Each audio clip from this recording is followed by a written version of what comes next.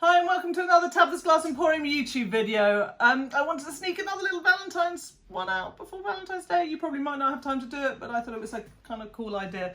A friend of mine gave me a lovely pot plant and in it was this kind of cute little, heart. And I just thought, why not try and do something like that in glass? And so I had the idea of doing these, which is using the pressed fibre paper casting technique and then adding them and putting a little kind of, including in the shape a little stick so that they can press into a pot plant. And then you get these really nice kind of things to add to a little plant if you want, someone for Valentine's Day. It's sort of an extra added little idea. So I'm going to show you how to make this now. So the first thing I need to do is, using a pen, sketch out on the fibre paper the design I want.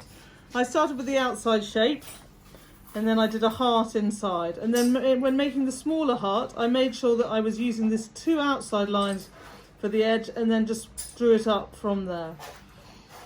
After that, I've used my Stanley knife, or your X-Acto knife if you're American, to cut out the shape. And you end up with a shape like this, and then these shapes. So we'll be filling the glass in the voids. So then I'm going to take some gel glue or some paper glue, whichever you want to use, and just use that, stick that down on some thin fire,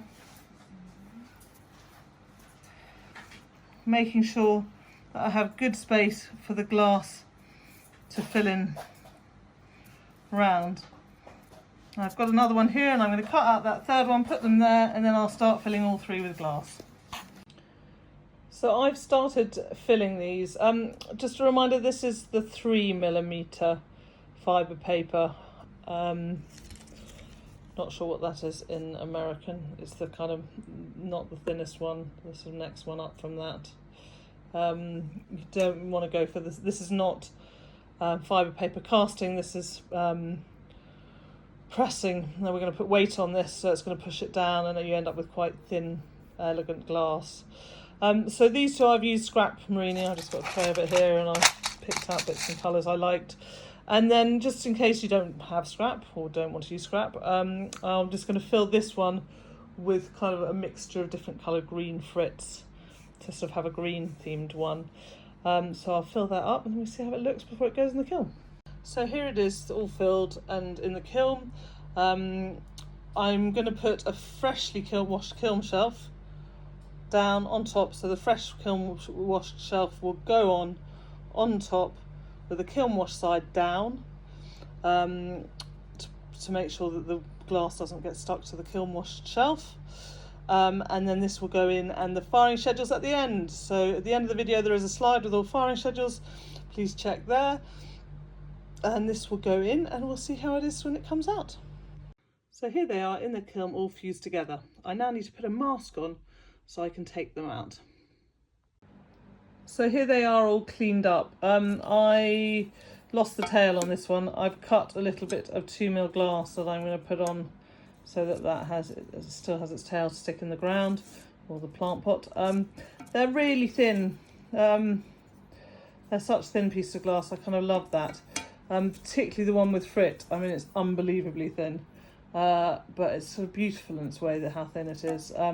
These are thicker. It's much easier getting the amount of glass you need when you're using frit than these chunks of glass. That's definitely something I would say. The chunks of glass make it much harder to kind of get an exact kind of level of glass you need, and we had quite a lot of spillage. I've done a lot of cold working on particularly this one.